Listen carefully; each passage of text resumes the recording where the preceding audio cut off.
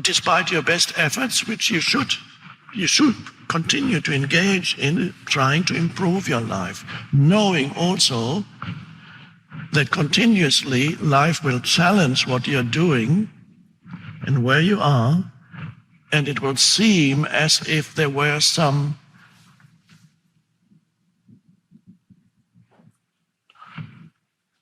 malicious little entity or entities that try to always sabotage, not always, but often sabotage things that you're trying to do. So this element that we could call sabotage, you will always find that sooner or later, and sooner rather than later, which does not mean you should refrain from trying to improve your life. Knowing, however, that no matter how carefully you work at improving your life, which you should continue to do, other things will happen to try to sabotage things in your life. Even if you engaged in 24 hours of positive thinking,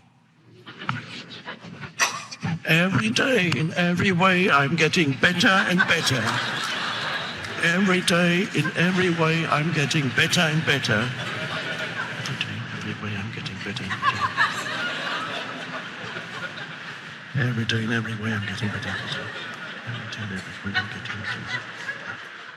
It feels quite good. And up to a point, it even works. And yet, this sabotage thing will still come in.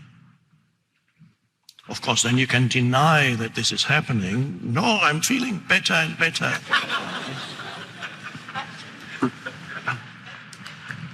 So knowing that you should continue to work on your life to create a good life for yourself, knowing that it's unlikely, despite that you can enjoy these things, but ultimate fulfillment and lasting fulfillment, you cannot derive from that. But you can continue doing it because you may not have to look for fulfillment there. You can just enjoy that dance of your activities.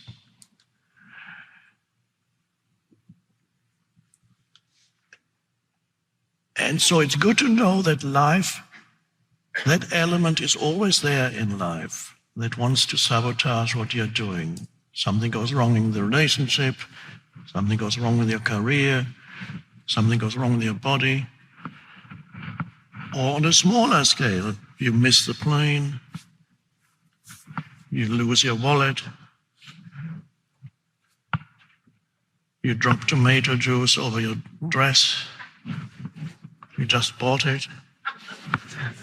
It was so lovely and expensive.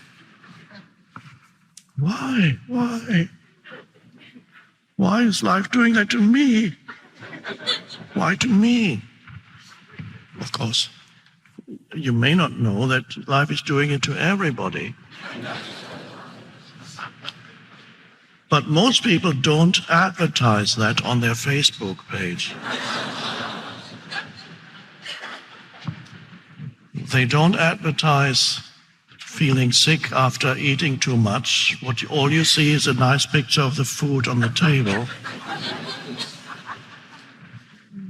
You don't see what, for just an example, you don't see what happens 3 hours after that. Or the wild party. Wow.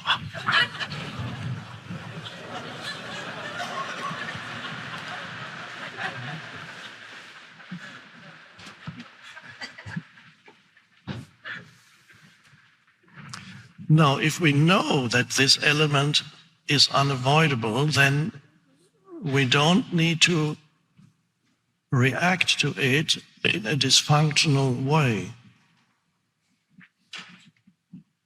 Because if you react to this sabotage element of life in a dysfunctional way, that means you behave and you think and speak as if there was something wrong with life or with yourself or with the world. You protest. You complain. You get angry. You ask questions that nobody can answer. Why me? What did I do wrong? Didn't do anything wrong. It's not fair. It's not fair. Life's not fair. Life is fair, but not in this simplistic way that the ego believes life should be fair. So if you can now, you can actually even be in a state of kind of alertness and on the lookout for what's the next thing that's going to come in. Don't say expect it, it's wrong. But knowing that this is how life is and that could happen at any moment. And then it happens, and then you think, oh, there it is. I just lost my credit card. And it's a little thing. It could be a much bigger thing. A visit to the doctor, a visit, be invited to your boss's office, and he says the famous words, I think we'll have to let you go. That kind of funny way of saying you're fired. Well, somebody else prefers that expression.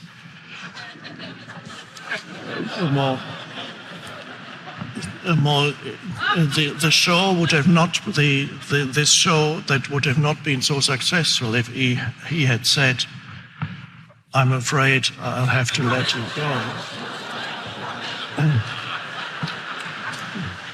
and he would not be president now. But you're fired. Okay.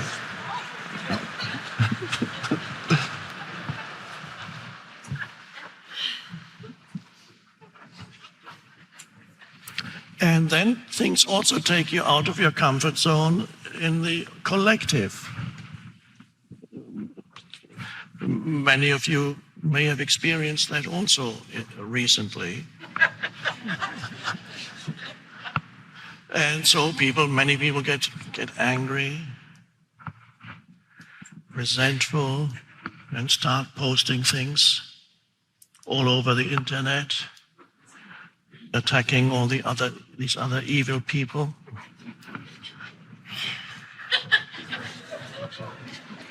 And I think if I shout loud enough, something will change.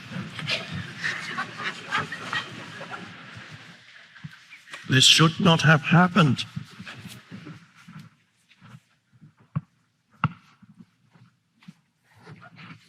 So you can be taken out of your comfort zones in many, many ways, large and small. But if you knew, and of course you do know, but if you knew that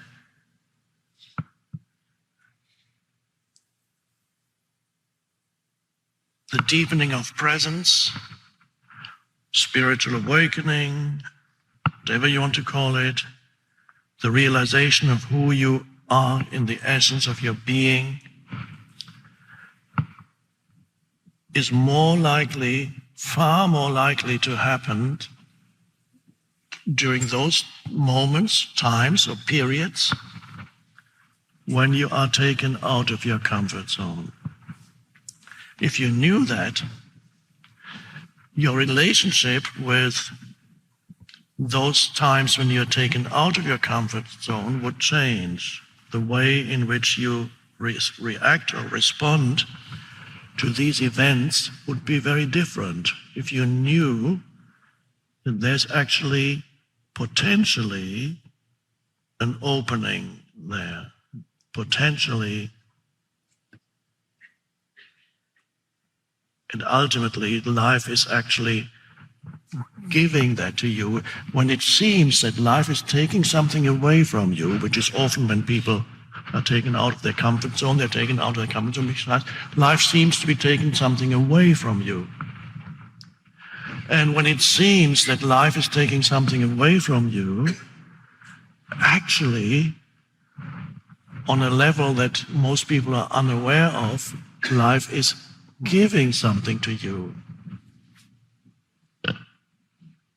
A possibility, a potential opening into a deeper dimension of who you are.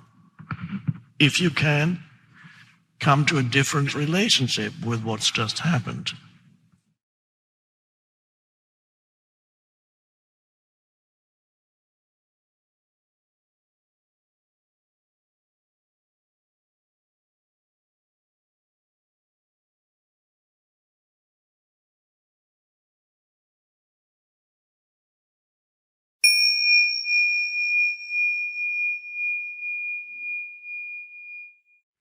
I wonder if you can have any advice about ego longing for something. For example, an experience that was so wonderful that I wanted to be repeated. It could even be a spiritual experience. It's not uncommon for people who have had, and then 10 years ago I had this great meditative experience, and ever since I've been trying to get back there, and Yeah, something like that. For example. is it, in your case, is it one particular thing especially, or is it something that happens frequently, the thinking back on wanting to experience? Or is it something that you want to mention, to tell us what it is, or would you prefer not to say what it is? Yeah, of course I can be open. It's spending time together with a particular person. And it's wonderful. And I do realize that ego wants more, and it's never enough. And I do see it's kind of insane. And that person is no longer in your life? Yeah, he is in my life. Oh, but why don't you spend time now with him? Because I do realize that he's another human being and he might want something else. And it feels not healthy to have this desire to be with that person all the time. I would like to have my freedom too. So you are in a relationship with that person, but you're not living together? Yes. Right. And you want to spend more time? Yes. But he wants to have his freedom? I guess. Yeah. It's good sometimes to know a few details of the question, because that can be helpful.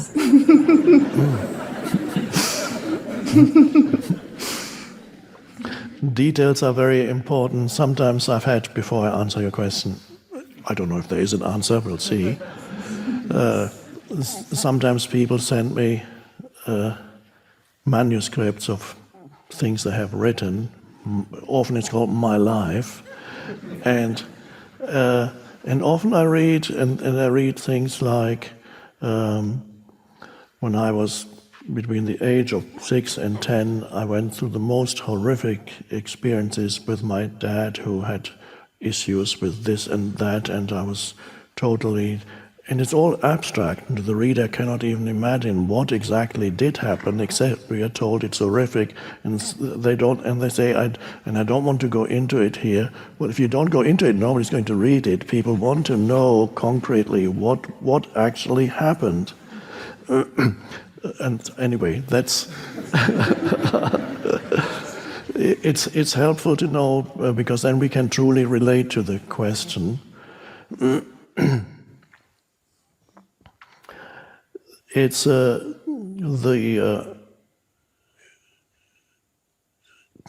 important thing is to become more comfortable with yourself and spending time with yourself. Now, in order to become more comfortable with that, you have to go more deeply into yourself, where what I sometimes call, I haven't used this term here so far, but recently have been using it occasionally, what I call the deep I, not this I, the first person singular I, the deep I as opposed to the surface I. The surface I is, of course, the egoic identity, the things that normally people refer to when they use the word I.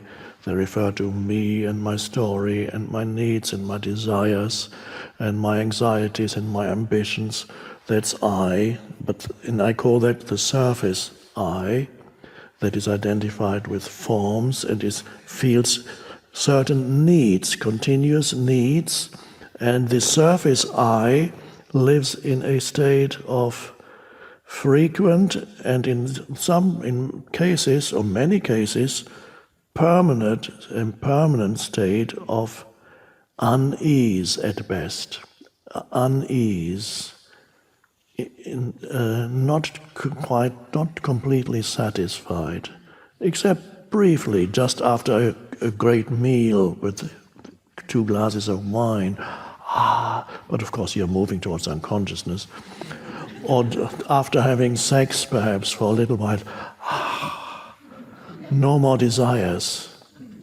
I mean, of course, the desire movement is just starting up again at the back, and an hour later, the unease comes back. Freud wrote this book. I read it 30 years ago, so I don't remember exactly what's in it, but I remember the title. The Unease in Culture. It's the English translation. He's saying there's an unease that underlies civilization. Now, I assume, if I don't remember the details, he says a civilization needs this unease, but I think he's wrong. The original word for unease, as used by Freud, for those of you who speak German, is das Unbehagen. Das Unbehagen, translated into English as unease. So there is an almost continuous sense of unease, and it says, what I need. Sometimes you don't even know what it is you need, but there's just a neediness, a free-floating neediness. And these are all symptoms of the surface I. And as long as you live on the surface I, then you can't get rid of these symptoms. They will remain. So the practice is exactly why you're here. This is the reason why you've come here. You've come here in order to go beyond, in order to transcend the surface I. It'll still be there, but it's no longer the foundation for your sense of identity. So you become still, and the mind subsides, and then you begin to, at first, just as little glimpses of presence, of yourself as experiencing yourself as an underlying presence, consciousness. You become aware that you are conscious or consciousness. And at first it seems to be insignificant, okay, and the mind says, and now what? And you just it does, yes, I knew that. So and now what do I do with that? Now, where does that take me? So you have to give yourself a little bit more space, because space is exactly what you want, and allow yourself to go more deeply in. And then the thoughts will keep coming in and say, think about something else. Think about what you need. This is what you need on a truer level, but it's not so much that you need it because you already have it, but you need to be conscious that you have it. That you need to be conscious of the deep I. It's already there.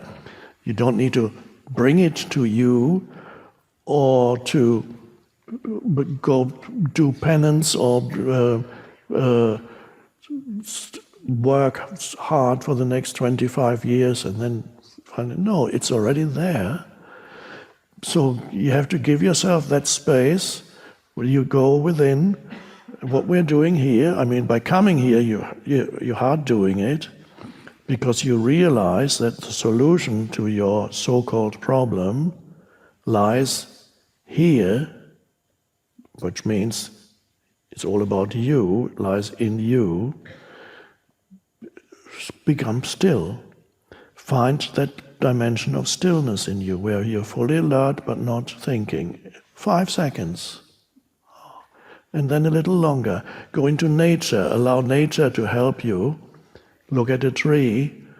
Allow the tree to teach you stillness. Look at a tree for 2 minutes.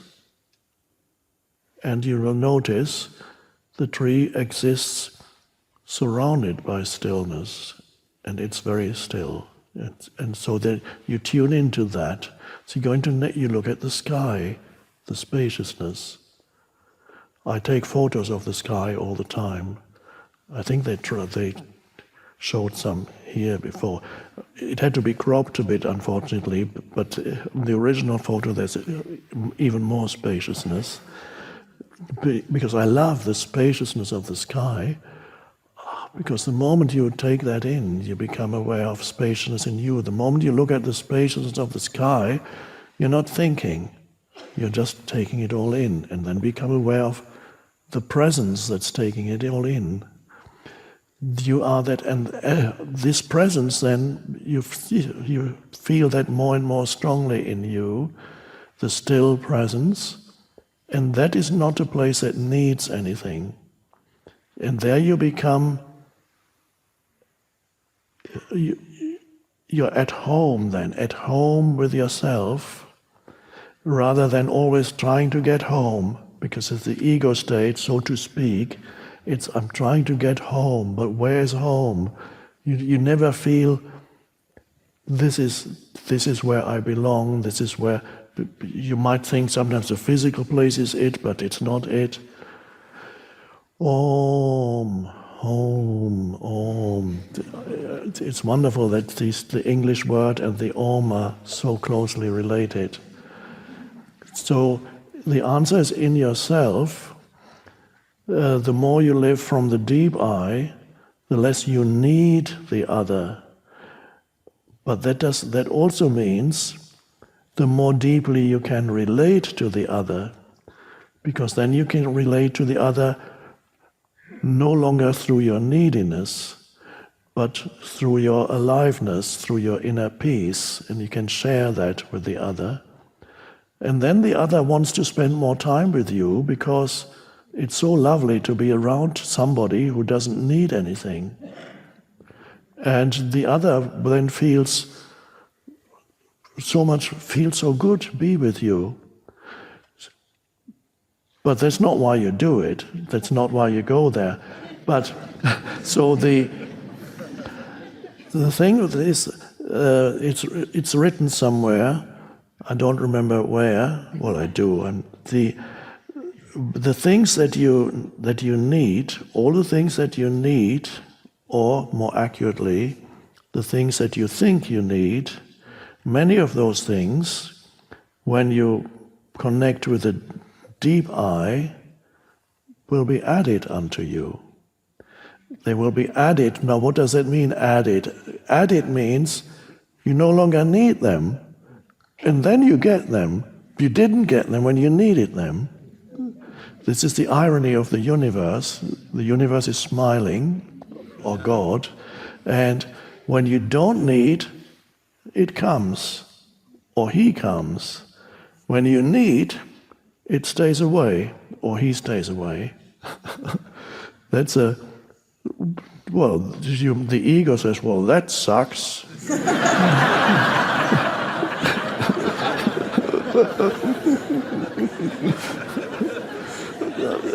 And another story, what happened to me is in my 20s, when the ego was growing and growing and growing, and I was becoming more and more unhappy, if I had gone to a psychic, and the psychic had said to me, you will become a great spiritual teacher, the ego would have said, wow, this is so great, wonderful, I'll be a great spiritual teacher. It would have been very elated. But if it had been a good psychic, he or she would have added, but you have to die first. You have to die to the illusory self, and then, yes, it may be satisfying when you're a great spiritual teacher, but you don't even think of yourself as a great spiritual teacher, and you do not regard it as a personal satisfaction. There is something satisfying there, but not a personal, like, I did something. And if the psyche had predicted that, the ego would have said, I'm not sure if I want it anymore.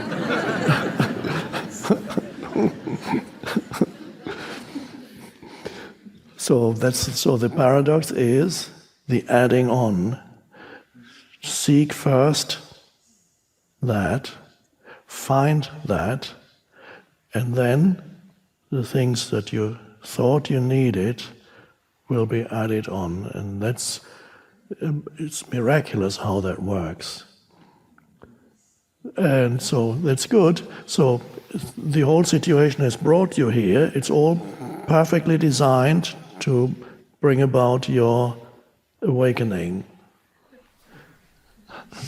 Thank you. Thank you.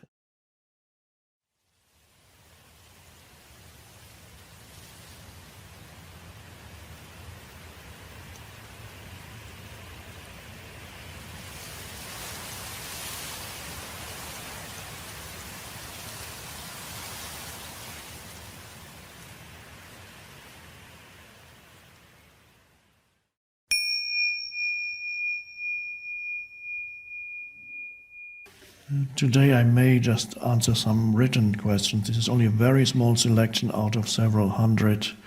It's hard to choose. It's only almost random choice. Not totally random, but almost. But before I do that, perhaps just a few words. And this will take between 5 minutes and 1 hour. Don't.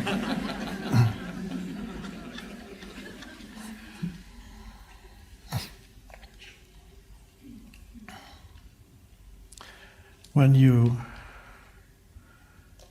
want to strengthen the physical body, what do? You exercise. But what is that actually when you exercise? What do you do when you exercise? One way of putting it is to say that you create difficulty for the body. You create obstacles for the body to overcome. Whatever it is, running on the treadmill, lifting weights. You're creating a difficulty for the body. Any exercise is making life difficult for the body. That's a way of looking at it. That's not a normal way of looking at it. You take the body out of its comfort zone, although there is a stage where the body, once it gets going, the body may enjoy the energy of it. But until that flows, there's a discomfort. And that's the only way the body can get stronger. If the body stays in its comfort zone, then, well, you would be lying on a sofa or in a deck chair. It's very nice, but the body doesn't change. So that's an interesting, almost an analogy for something that happens to humans, because it seems that life for everybody creates difficulties. So it's not, one would have thought, if I were God, I would make life easy for everybody. And you would then see, most likely, if you did that, most likely there would be no evolution would ever have happened, or no further evolution if you do it right now, because it's only, it seems, both on the physical level and beyond, it's only through facing difficulties, which you could also call challenges, which you could also call problems, if you like, which you could also call one damn thing after another. The strange thing is, only by encountering these challenges do we grow in consciousness and generate energy. It awakens us eventually.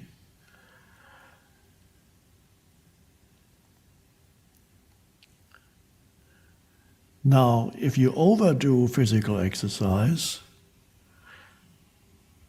you put too much strain on the body, you could kill the body, you could kill yourself, and this has happened. People who were so obsessed with physical exercise that they overdid it. I've read, for example, whenever it was 1 or 2 years ago, a man who wrote about the incredible benefits of jogging died of a heart attack while he was jogging, and he wasn't that old. So you can overdo it, and then instead of the body getting stronger, it dies. And you could also say, when you look at life and humans, life on this planet, probably many other planets, you would say, well, it's all very well. Sometimes it seems to work that through facing challenges and problems we grow. We grow out of identification with mind, we grow out of the ego, we transcend our conditioned state of consciousness, and a new consciousness arises. And if I know, not actually speaking for myself, without facing difficulties and challenges, there would not have been any growth in consciousness and no awakening. If I had had a, what's the word? For example, a trust fund, where you know from a very early age your parents have already looked after your security, and you know from an early age if you don't want to work or anything, you don't have to. You can have a comfortable life without ever doing anything. So there are people like that. There may even be 1 or 2 here, but if you are here and you are a trust fund baby, then other things must have happened to you that created difficulties. It wasn't financial, but there were other things. And even eventually to a trust fund baby, other difficulties will happen. But for quite a while, it could be that this person remains stagnant or might enjoy certain activities or indulge in sensory pleasures until it gets too much, it's no longer satisfying, and then it reaches a critical stage. And sometimes there was a man I met him many, many years ago. I was taken to a kind of cocktail party. I didn't move in those circles, but it just happened accidentally that I ended up there. And somebody took me and says, "You must come and look. This is, you're going to meet the sixth richest man in England or somebody, a friend of mine who was impressed by these things. So I met this man who became rich apparently because he invented one little thing. He had one idea and became a billionaire. This is not uncommon these days, by the way, with the internet.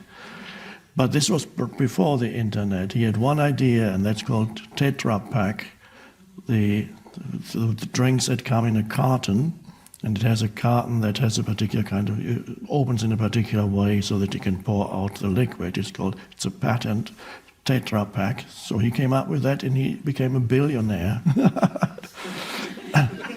And I talked to him briefly and then had forgot about many years passed and forgot about it. And 2 or 3 years ago, I happened to read in the paper that his son, who was by now, he was probably 40 years old, was a drug addict, seriously addicted to drugs, and lost completely control of his life, was adrift completely, and they arrested him. He was driving under the influence of some drugs, and when the police entered his house, they found in one of the bedrooms, in big house in Belgravia, London, they found his wife, the dead body of his wife had been in that bed for several months. And he just couldn't face, he hadn't killed her, but she probably died of a drug overdose, and he just couldn't face dealing with it, so he just closed the door. And there was a dead body. This can happen these are extreme cases of trust fund dysfunction.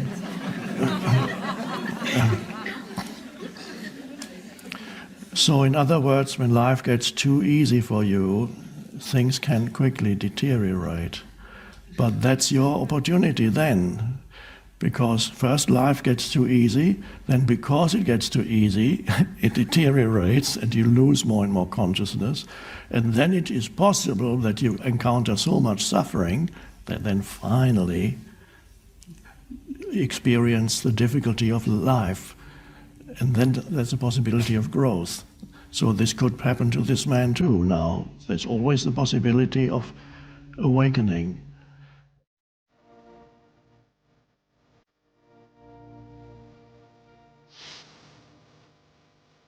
This mind-made sense of self is also much more focused on the negative than the positive. To be free, you awaken to who you are beyond your history and your life situation.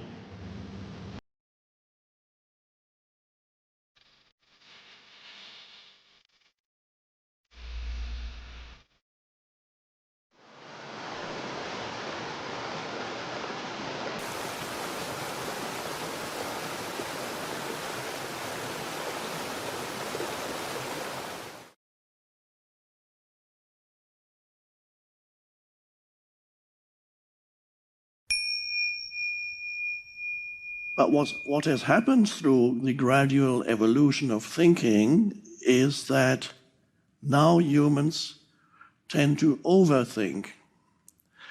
There is a lot of not only unnecessary thinking that generates unnecessary and in many cases non-existent problems, such as when you lie awake at night in bed and start worrying.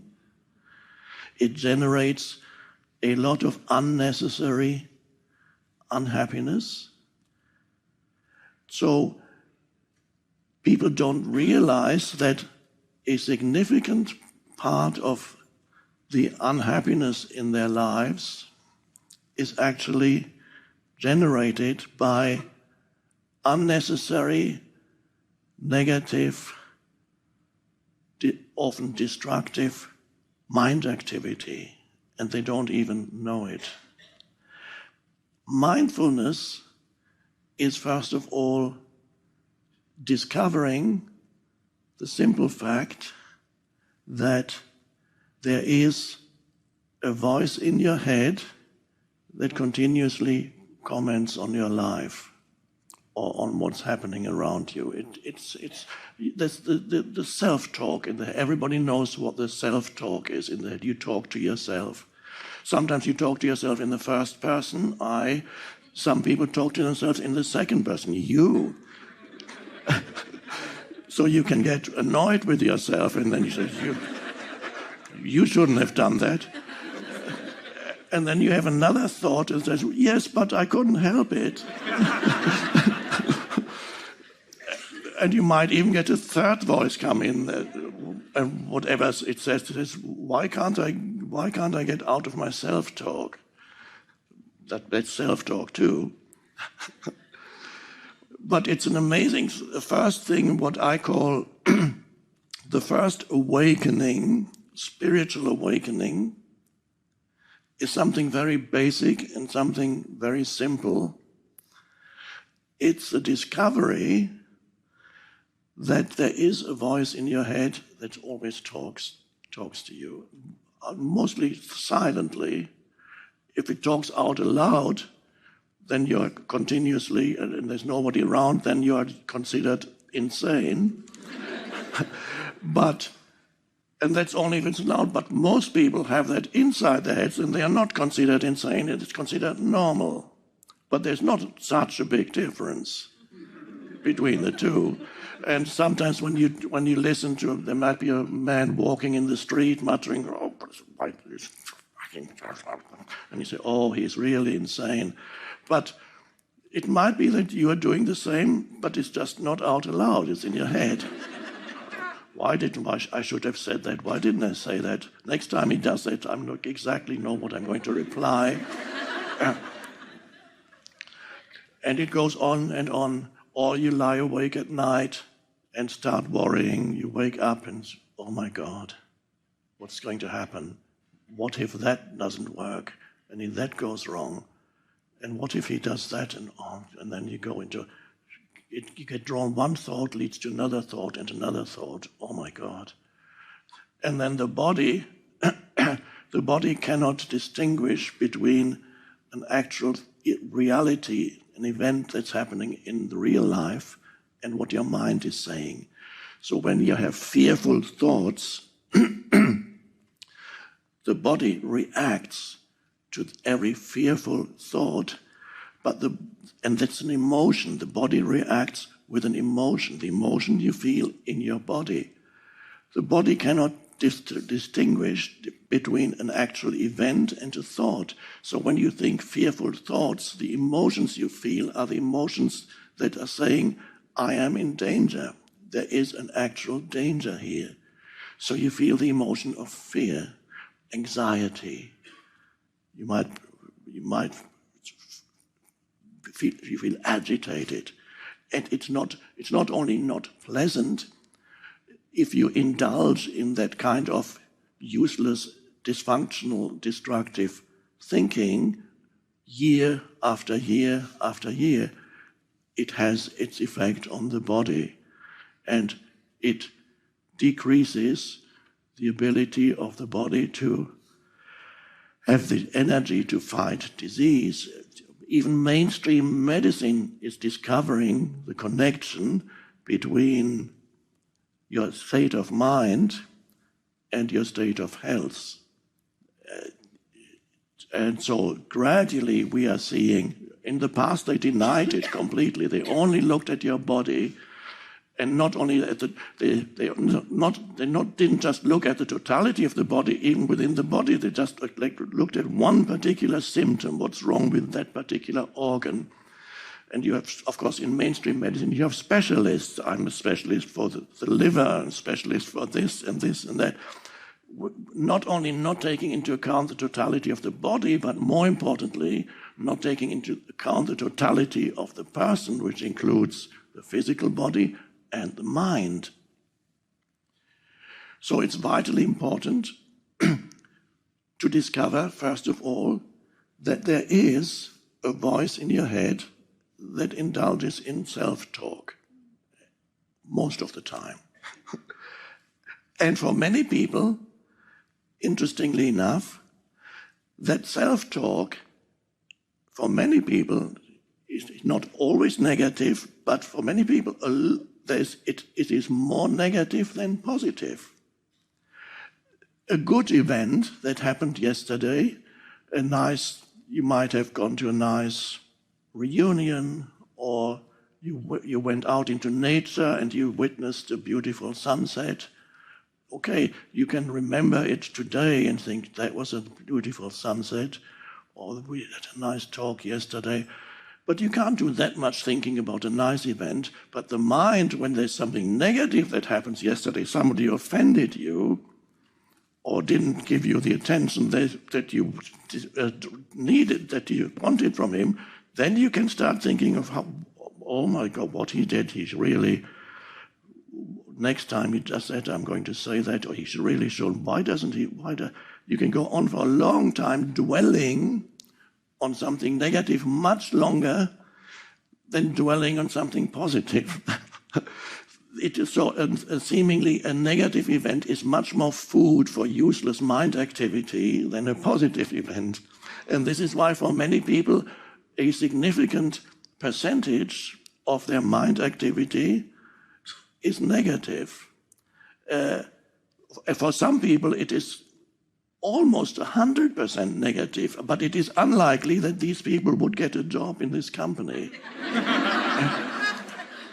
And I mean that because your predominant state of consciousness, your predominant mental emotional state, there's a certain correlation between who you associate with, where you find yourself, and even what kind of things happen to you.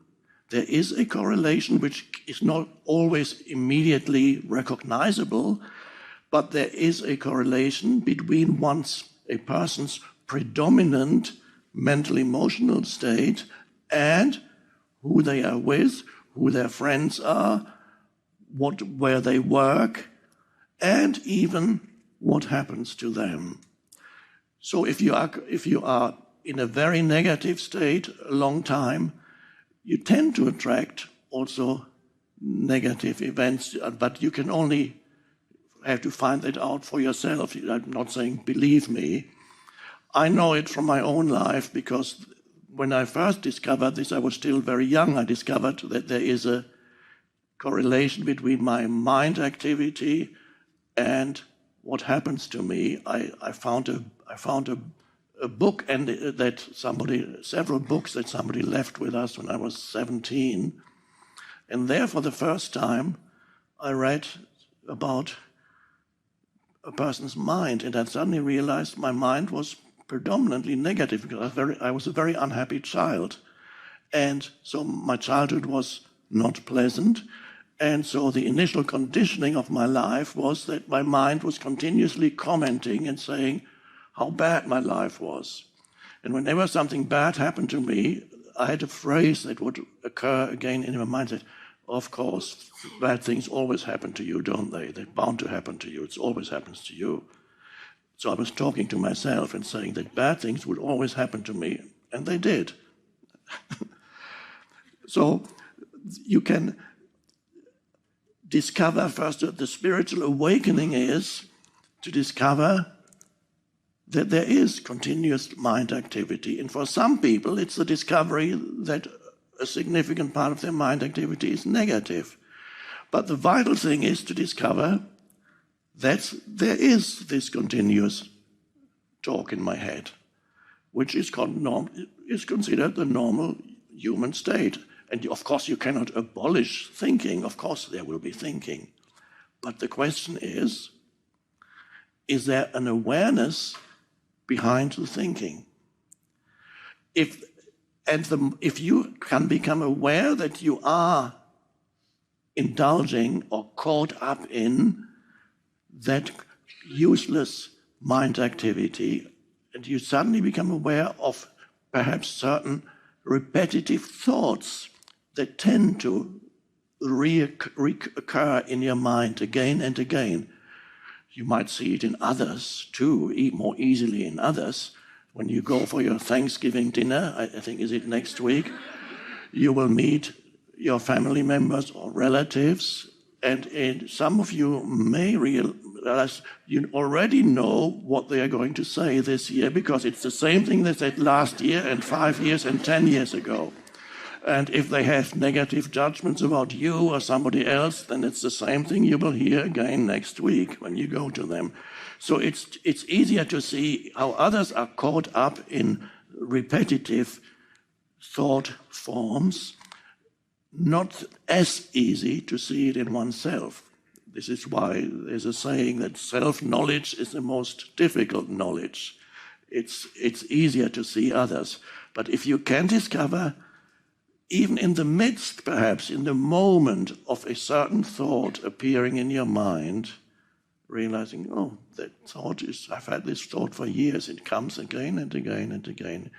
And so there is an observing presence, and from there you can, and that observing presence isn't a thought, it's just the ability to realize that there is a voice in your head and that there are thoughts. And you realize that some of those thoughts are negative, and many of those thoughts actually are not only unnecessary, but make your life very difficult, such as worry. So most people live with what I call a cluttered mind.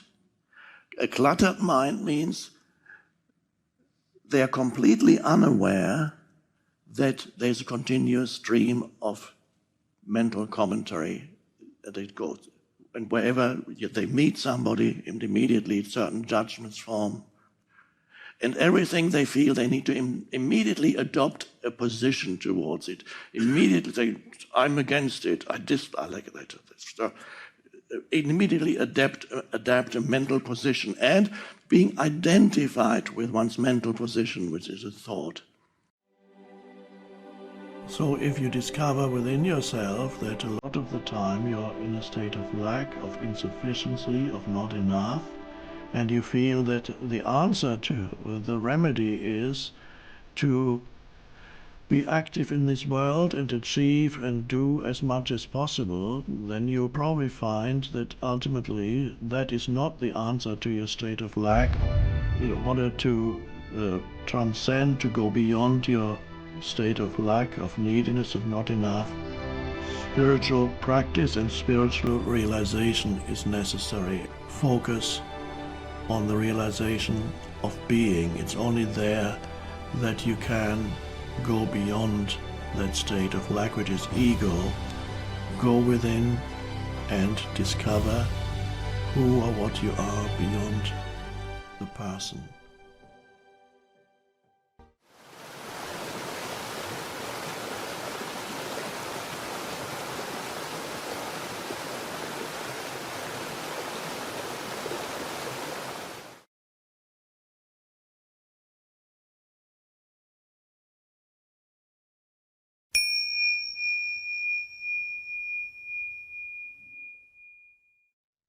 We are moving into a time of turbulence. Feel this is only the beginning. And at the same time, this becomes an enormous opportunity for awakening into this dimension. Because the strange thing is, no human being awakens from within their comfort zone. Sad fact. The ego doesn't like that, so the fact that there's applause here means you're already beyond ego and you've recognized the truth of it. And there's a deep, deep truth in that. I have not met any human that awakened from within their comfort zone. They awaken through facing, to use almost a biblical term, they awaken through facing tribulation. Tribulation. In this world you will find tribulation, said Jesus. Wherever you go, the Buddha said the same thing. In this world you will find dukkha, said the Buddha, translated as suffering. can also be translated as misery, unsatisfactoriness, and all just plain unhappiness. So that's what the Buddha said, this what wherever you go, you'll find that unless you awaken. And Jesus said, in this world you will find tribulation. But, and then he added, but I have overcome the world. I have overcome the world, and he shows people how to overcome the world. What does that mean? Jesus did not have any worldly power, so in that sense, he hadn't overcome the world like Alexander the great conqueror. None of that. Overcome is an internal realization.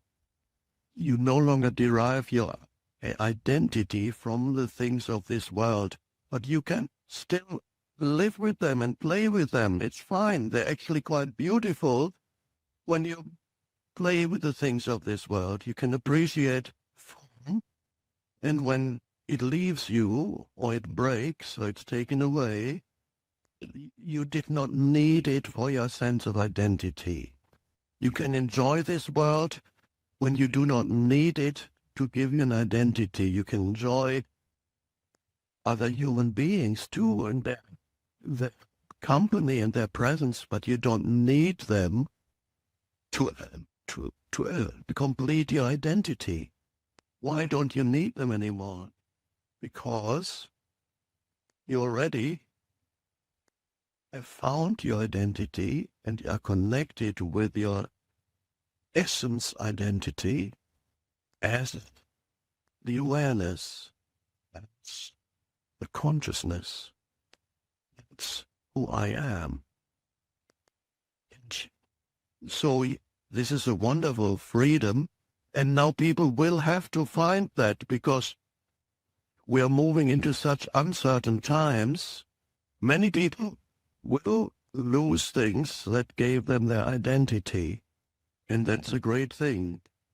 And many people will lose also a sense of certainty or security that was delusory anyway. No matter how many insurance policies you have, it doesn't mean that the universe is not impermanent and fleeting. And to look to things or people or situations or places or attainments, to look to those things for your identity, that leads to suffering and unconsciousness. Your primary purpose is to find and stay connected to the depths of who you are in being, so that you are not just a human, but you are a human being. You're conscious of the being dimension. In the being dimension, you have no age. You're not young or old. You have no gender.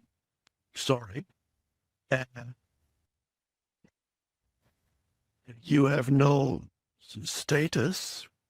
In the being dimension, whether in the eyes of the world your life up to now has been a fantastic success story, or the most dreadful failure, to take two extremes, makes no difference. The being is beyond that. There's no age in it, there's no gender in it, there's no differentiation in that. It's the source. Then you no longer need to defend an identity that was fictitious anyway. You are comfortable sometimes with not being right. Others show you, no, you're wrong. Oh, really? Whereas before, being right was an important part of your conceptual identity. The most dreadful thing for an egoic self is to be shown to be wrong. Because it's a death, it's a kind of death. And you still have opinions. You have opinions, but the opinions do not turn into an identity. If opinion turns into identity, then we get all the drama that we have on social media and all that. Because opinions have become identities. It's crazy. What is an opinion? It's a concept, a construct. But you can still have the opinion and still voice your opinion without the defensiveness and the aggression that would be there if you equate opinion with identity. But you need to have something more powerful, deeper than this mind-made identity. And that is the essence of who you are beyond thought. So it is very important, as much as possible, to remind yourself to come into, and here we come to one of the main portals, or the main portal into the transcendent consciousness, come into the present moment. That is where the portal into the transcendent consciousness begins to open up. For the present moment is a portal. In the present moment, as much as possible, you take your attention into the present moment, and it has stages. It is basically, what you say, 2 or 3 stages, depending how you divide it.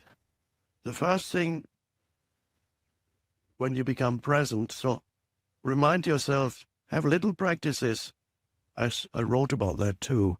Whenever you're waiting for something, become present.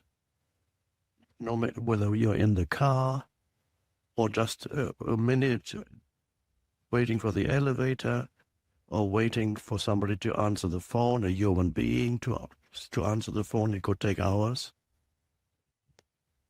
So you're waiting, and why waste that beautiful time and use it for presence? Now, how does it work? How do you transform an irritation while you're waiting into presence? So you get very irritated.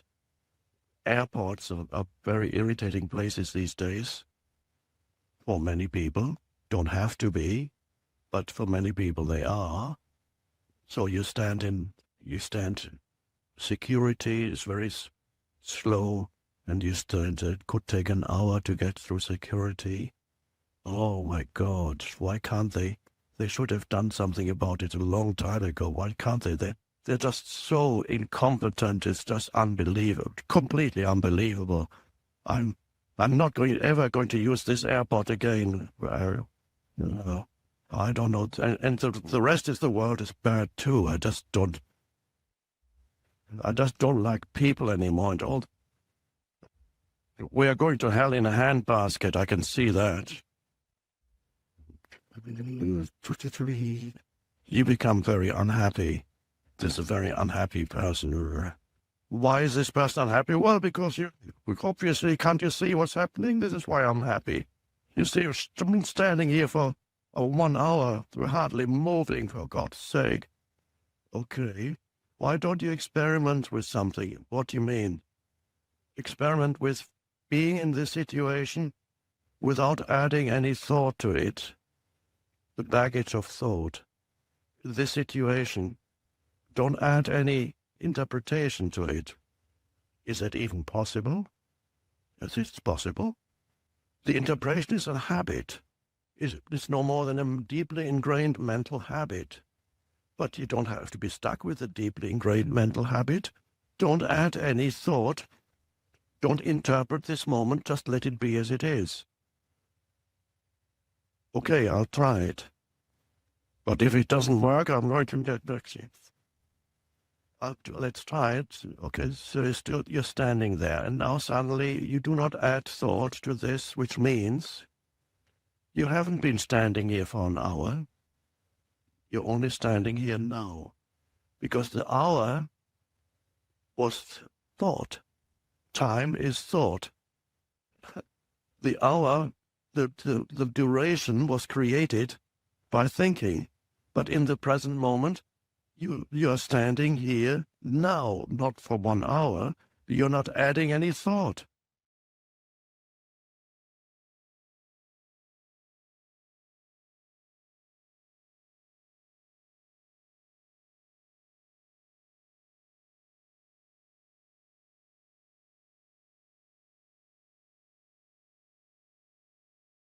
in particular situations, you may lose awareness and regress to total identification with some reactive pattern. And it could be the pain body.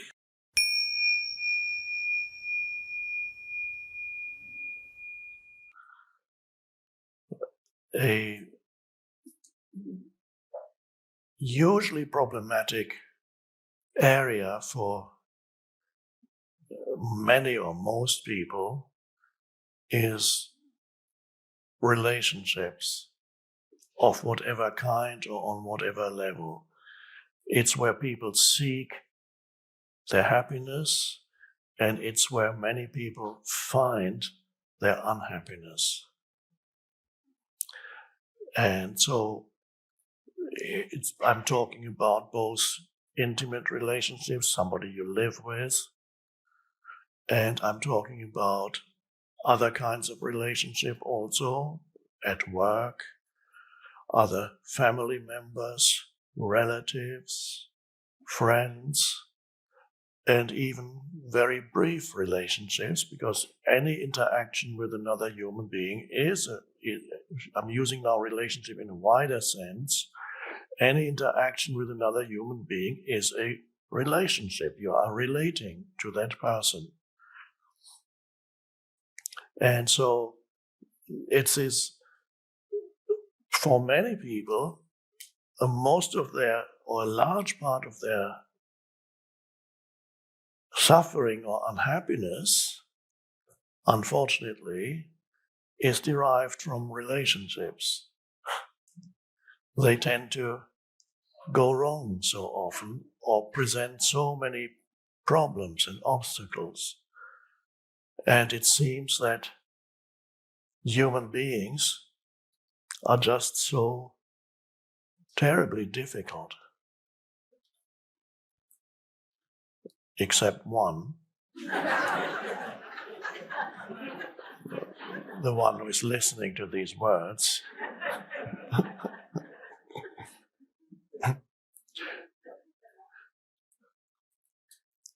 You remember the statement, know thyself, famous words of wisdom. Knowing yourself, there are two levels to knowing yourself. One is the level of mental, emotional, and reactive patterns that you display in your life, and the ability to be aware of them. That is one level of self-knowledge, of knowing yourself. That is the kind of thing that sometimes in good therapy sessions, if you have a good, aware therapist, can be helpful to become aware of that level in yourself so that you know what your predominant patterns are. Doesn't everybody know what their patterns? No. They are so identified with their patterns that there's no awareness left. And that usually means when a person is so unconscious, that unconscious, the definition of unconscious, the way we use it here in a spiritual sense, not in a clinical sense, I'm not talking about unconscious, but in a spiritual sense, unconscious is to be totally identified with thoughts and emotions. So there's no room for any awareness left. So you are in the grip of the thought, in the grip of the emotion, and often thoughts and emotions are linked, go together. They have you in their grip so that they basically, you are them, you are the emotion. And those people who are so unconscious, there are still millions around, you might have noticed. Often they have a tendency of seeking always always the people are always to be blamed out there. There's always people, they point their fingers at why these people are so bad and what they're doing to you or how awful they are. There's never looking at oneself. Jesus already had that statement. Why do you see what is the saying about what? Yeah, you see a little splinter in the other person's eye, but you don't see the huge splinter that is in your eye. Very profound statement. So why don't you find that first, he says. So in other words, he says, know thyself. Be aware of your own patterns. And most people here have that awareness, but perhaps not all the time. For many of you, when you are challenged in a particular way, in particular situations, you may lose awareness and regress to total identification with some reactive pattern. And it could be the pain body. As you know, the pain body is old accumulated emotion that still I regard it as an almost autonomous entity that lives in you. It's a way of looking at it, but there's a lot of truth to this. There's an emotional field that lives in you almost as an entity, one could say. That sounds slightly spooky, but one could say that even a thought is an entity. When you think a thought, it is an energy formation. It is a little being that you give birth to. So it has a life. It depends for its life. It depends on you, on your life.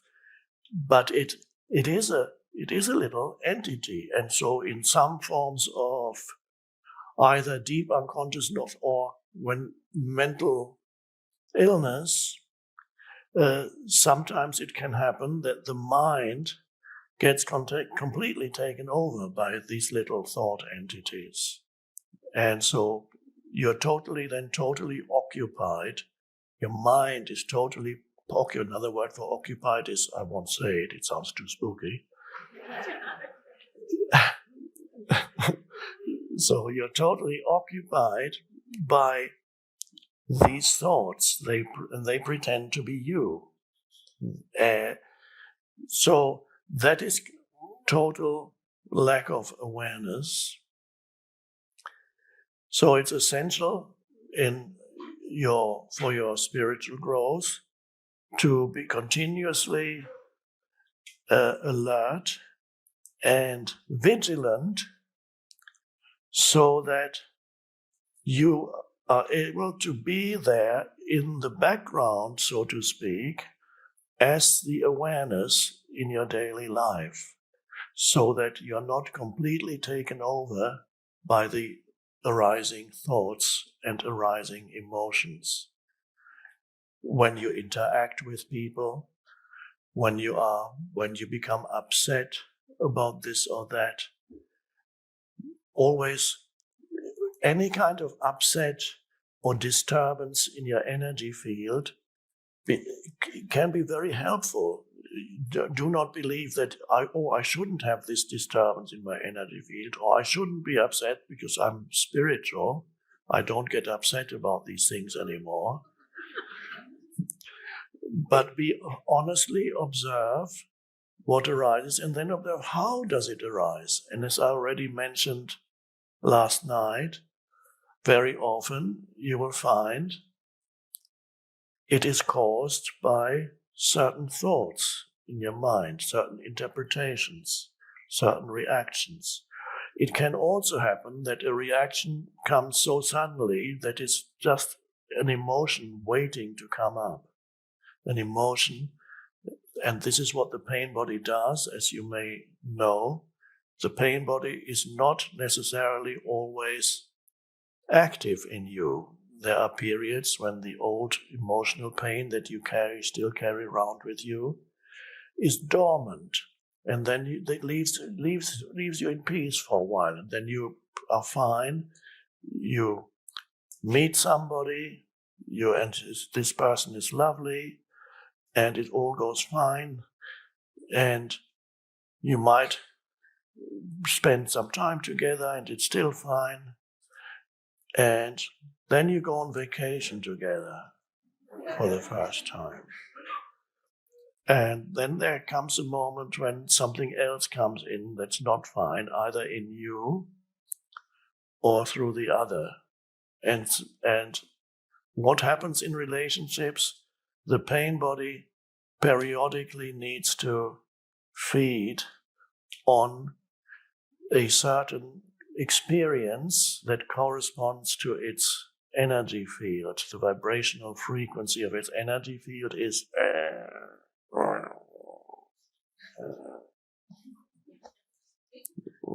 a good external image of the pain body in, I think it's in Lord of the Rings, is this little being, I can't remember the name, goes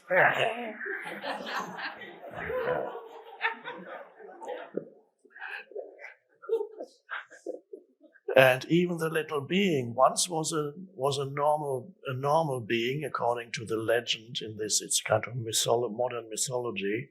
That being was once a normal, lovely human, and there is still, although this being has been completely taken over by what I call the pain body, occasionally there are still instances when the original being that's been completely taken over still shines through, and there's a little bit of tiny glimmers of awareness come in occasionally, and then you almost feel sorry for it.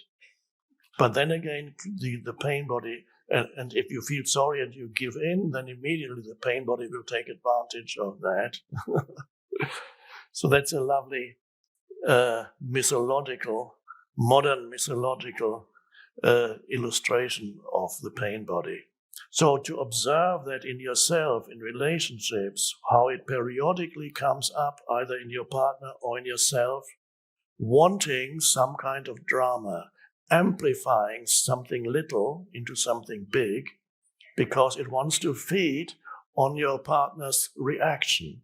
It wants the emotional negativity. It needs the emotional negativity from the other in order to suck it up. And then you give back of it to the other. The pain body, then mutually they energize each other. And that is unconscious. That is how couples, many couples, most couples perhaps, unless there's already considerable consciousness there in both of them, or at least one of them, they go through that periodically, don't realize that that is what it is. And at first there are even people who feel they need that drama to feel that the relationship is still real. And that is, there comes a point when it gets too much. So then the pain that arises so often and so frequently, it gets too much. I can't live with this person anymore. And then you separate. But if the awareness hasn't come in so that you can be aware of your own pain body, what you contribute to it, then you will repeat the same thing in the next relationship. So the pain body needs to re-experience emotional pain through drama.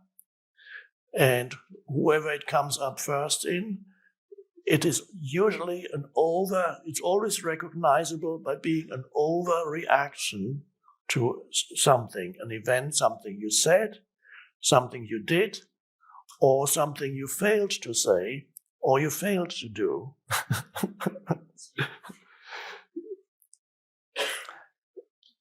But the person who is displaying the pain body does not know it's an overreaction. So only an outside observer or the other might see that it's an overreaction. But to the pain body, it seems a totally natural reaction. So you need to know what situations, there may be certain situations in your life that tend to trigger the pain body in your relationship or at work. There may be certain people that your pain body is susceptible to, resonates with. If you live alone, then the pain body has a little problem. What am I going to feed on? I can't have drama with myself, or can I? Yes, you can. You can have the drama in your mind. You can have a stream of destructive and negative thoughts in your mind, either about yourself or others. They may not be here, but you have the thoughts about them. They may be in your past. They may be dead. But the pain body, if there's nobody around that the pain body can feed on through negative emotion, it will feed on negative thought streams, your thought streams. And this is where the addiction to negative thinking comes from.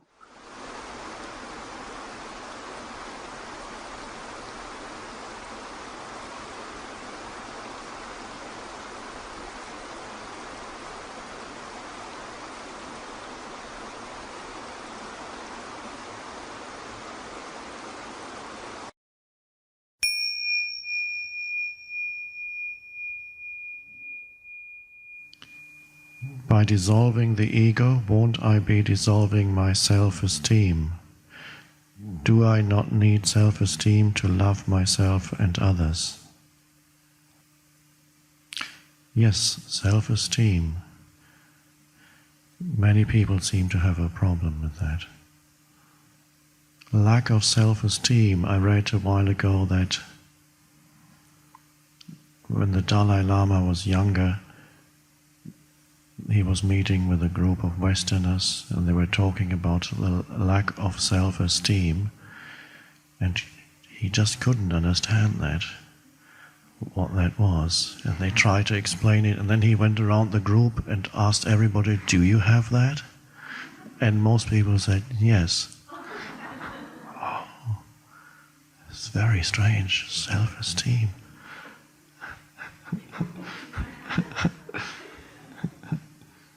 Now, the human species is the only species on the planet, of course, that has a relationship with itself, where you have a relationship with yourself. That's normal. But the cat doesn't have a relationship with itself, or the bird doesn't have a relationship with itself, or the tree doesn't.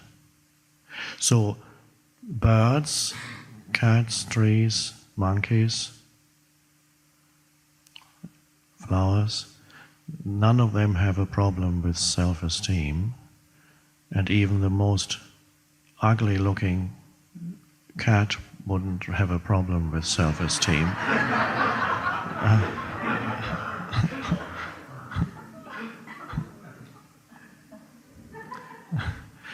It hasn't created a secondary, an image self, mind created,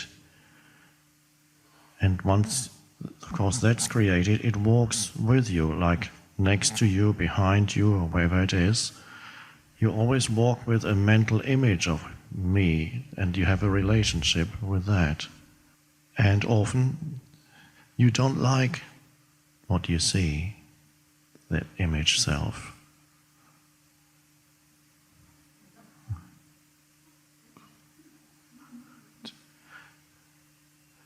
That's poor self-esteem, and then you may be in conflict with it, with the self. You may be talking to yourself in the head and telling yourself something about yourself. Some people talk to themselves in the first person, but many more people talk to themselves in the second person, as you. You see, you failed again. You see, you are not as good as. You see, why can't you? And then at times perhaps the self feels suddenly great about itself. Some people predominantly have low self-esteem, in other words, feel bad about the mind-made image me, feel bad about that, and then realize that some realization comes in when they realize that it is mind-created, and they realize, and usually in the West, it's connected with New Age teachings, and they realize that they can do something about their bad self-esteem, the image. You can actually change your thinking about yourself. First, you discover that the thinking about yourself is predominantly or to a large extent negative, and then you say, that's a little bit of presence is arising. It must be, because you are able to stand back a little bit and watch and see what you are creating with your thoughts. And then the possibility comes of changing your thoughts, your self-esteem, through workshops, affirmations, visualization, and all those practices.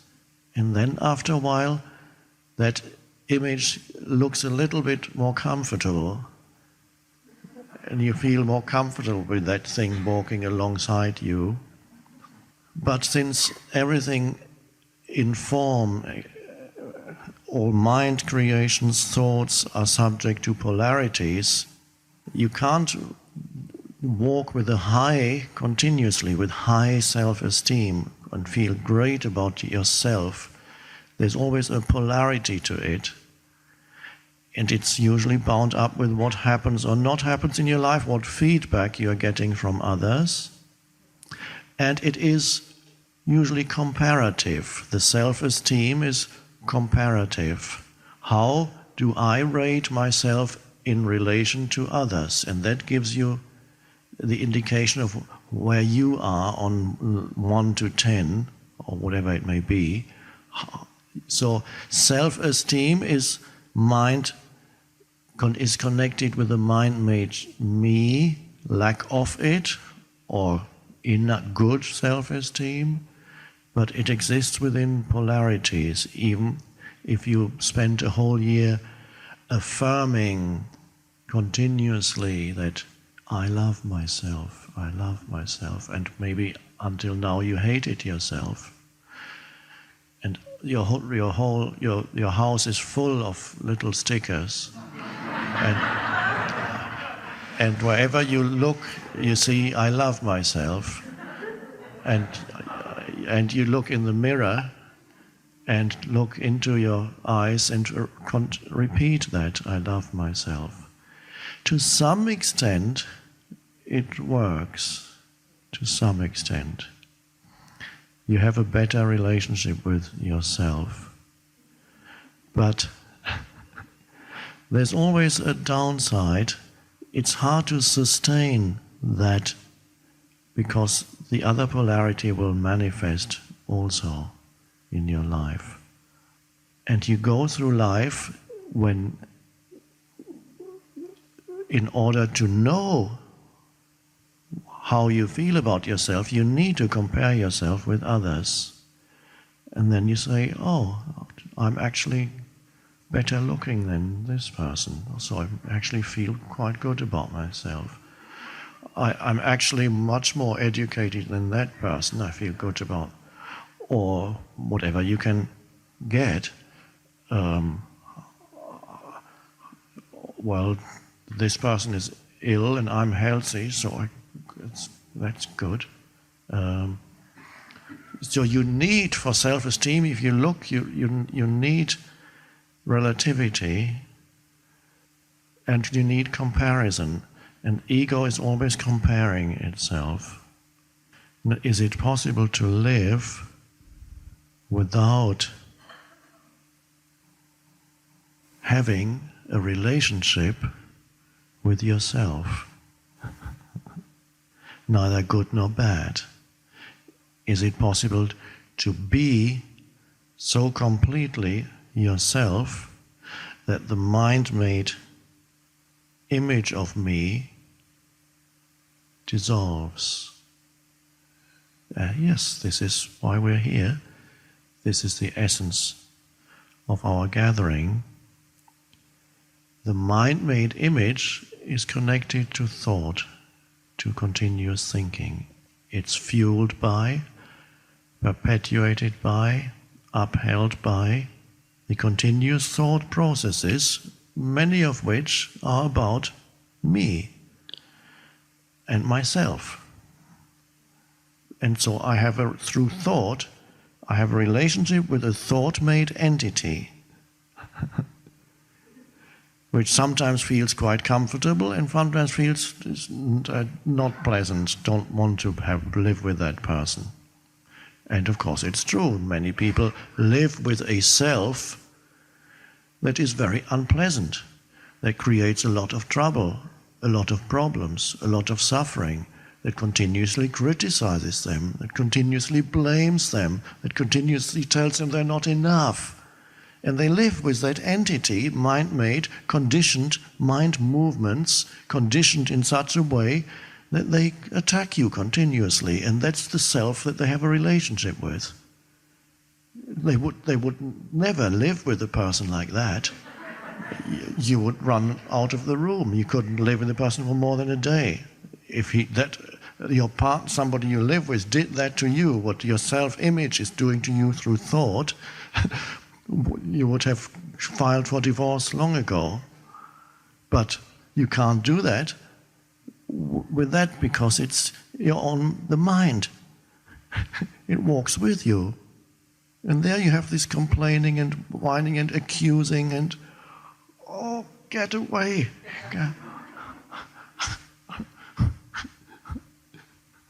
And a large part of that is because you're identified with thought. There isn't the ability to step back from thought and watch thought. Watch that.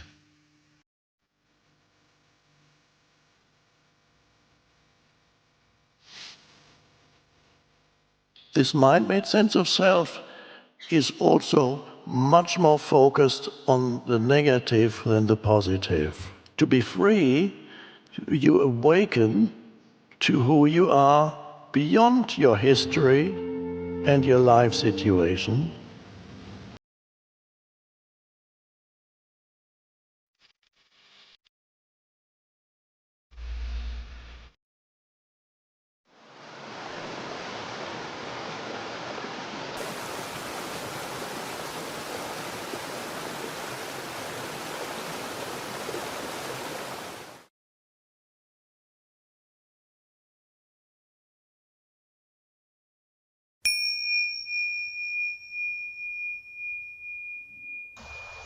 So as you can guess, I'm in the summer, the southern hemisphere.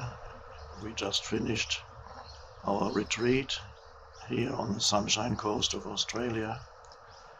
It's very warm, but a cooling breeze coming from the ocean.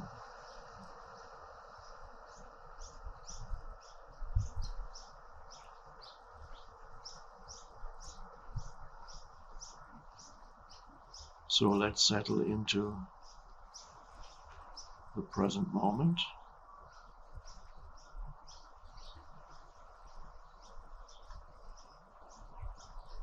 Access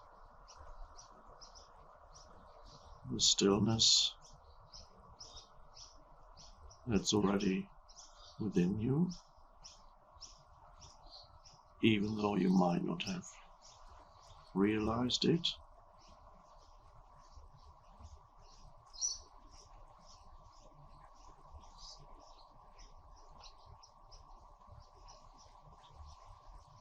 Even with people who have the most turbulent and chaotic minds,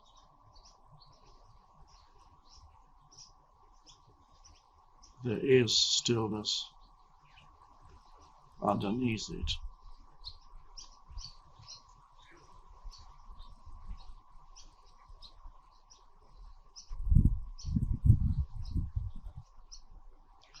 And to find that, it is vital to find that stillness within, because otherwise You are at the mercy of your mind and you are lost in that continuous noise.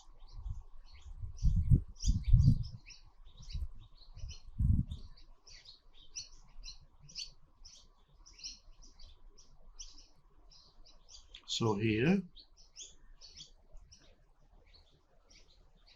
it's helpful for you to, as I'm sure you know already, to become aware of the silent spaces between the words.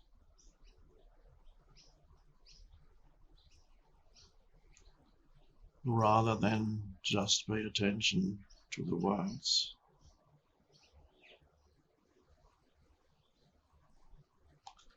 In fact, be more interested, so to speak, in the silent spaces than the words.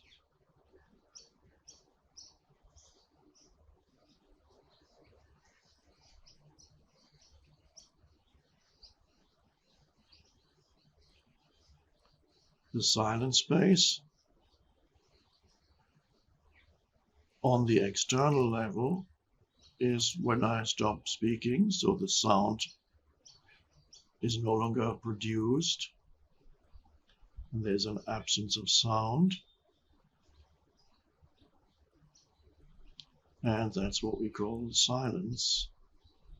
Maybe not complete silence here because there are some background noises, so perhaps you can hear birds and other noise. But when I don't speak, there's the absence of noise, except for the birds.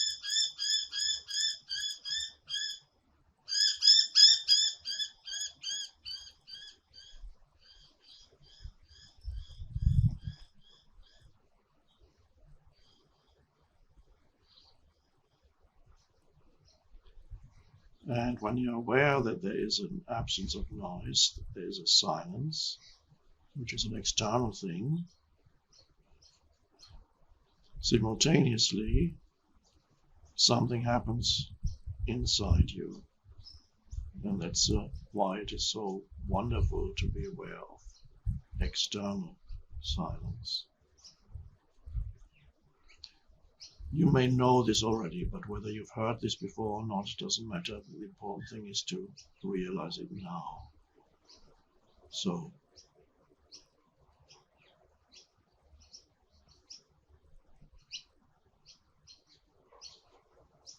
when you pay attention to silence, what is it you pay attention to? Nothing in particular. There is no content to silence. When I speak, the words, the sounds are the content. When I stop speaking, there's no content. And if you're new to this, you might even ask, what is it that I pay attention to when I pay attention to silence?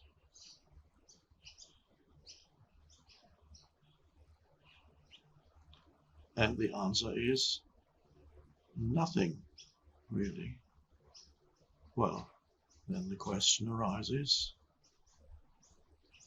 how can I pay attention to nothing?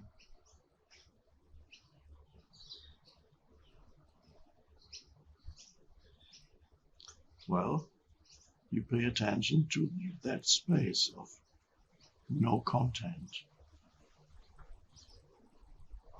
And then something happens inside you simultaneously. You might notice that when you pay attention to just the fact that there is a silence, you can do it when you're alone in a room. You can do it in the middle of the night. You can do it out in nature. You can do it in a church, preferably when it's empty, or a temple. Anywhere where there is some silence, you become aware of it. Don't overlook the silence and don't always look for the noise. So what happens inside you when you become aware of that absence of noise? Thinking subsides.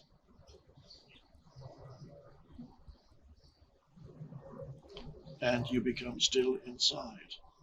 The moment you become aware of silence and pay attention to silence, you become still inside. The ceaseless stream of thinking subsides, and what's left is only that alert space.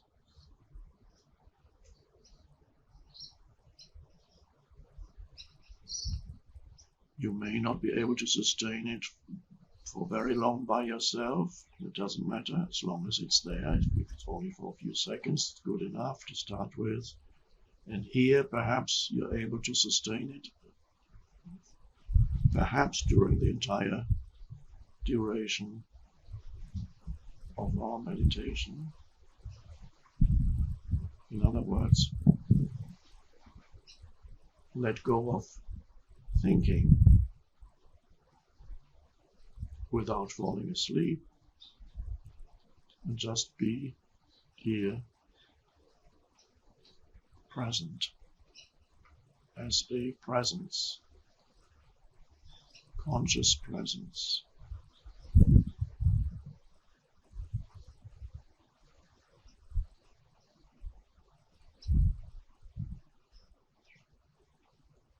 Now the words I speak are so simple that you can't really think about them because there's nothing to figure out. So to understand what I'm saying, you don't need to add some more thought to it.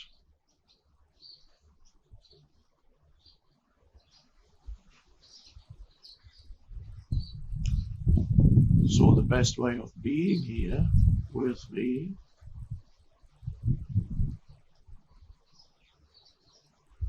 is to embrace the state of thoughtless awareness. No need to think.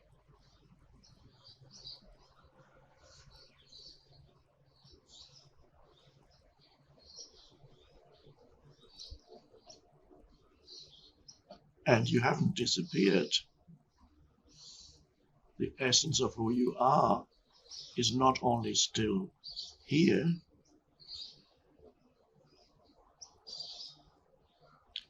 the essence of who you are has emerged more fully now